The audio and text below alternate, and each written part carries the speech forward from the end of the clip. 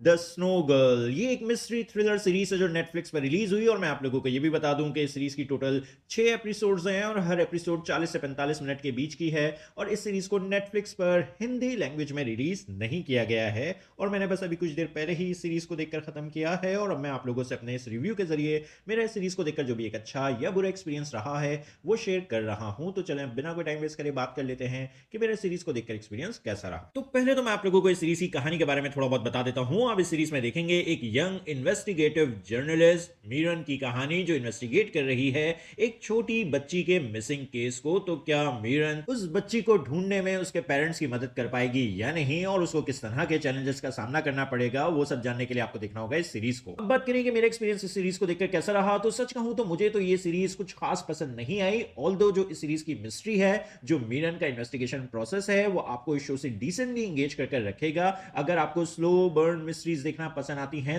तो। और बस यही नहीं, मीरन का अपना भी एक ट्रेजिक पास्ट है और उसके पास्ट में क्या कुछ हुआ वो आप बहुत पहले ही प्रिडिक्ट कर लेंगे, लेकिन उस हादसे की वजह से मीरन खुद एक सदमे से गुजर रही है और उसकी वजह से आप उसके कैरेक्टर से थोड़ा बहुत इमोशनली कनेक्ट जरूर हो जाएंगे। और जो बच्ची मिसिंग है उसके पेरेंट्स जिस तकलीफ से गुजर रहे होते हैं उसको देखकर आप उनके लिए सैड फील करेंगे और आप जानना चाहेंगे कि उनकी बेटी के साथ क्या हुआ है और इसीलिए आप इस शो से एंड तक डिसेंटली इंगेज रहेंगे। और जो कहानी के एंड में ट्विस्ट है बच्ची को लेकर, वो हो सकता है आप लोगों को पसंद आ जाए, लेकिन पर्सनली मुझे पसंद नहीं आया क्योंकि वो ट्विस्ट मुझे थोड़ा भी शॉक्ड और सरप्राइज नहीं कर पाया, क्योंकि वैसा ट्विस्ट हमने कहानियों में पहले भी देख रखा है। और यकीन करें जब वो इंफॉर्मेशन रिवील होती है तो मैं ये सोच रहा था कि यार इतना टाइम लगाया वो भी बस ये देखने के लिए। वहां मुझे इस सीरीज को लेकर काफी डिसअपॉइंटमेंट हुई और सीरीज की स्लो पेसिंग की वजह से मुझे बीच बीच में शो की जो लेंथ है वो भी काफी फील हो रही थी। मेरी नजर में अगर इस सीरीज को स्मार्टली लिखा जाता और एग्जीक्यूट किया जाता तो ये ज्यादा से ज्यादा शो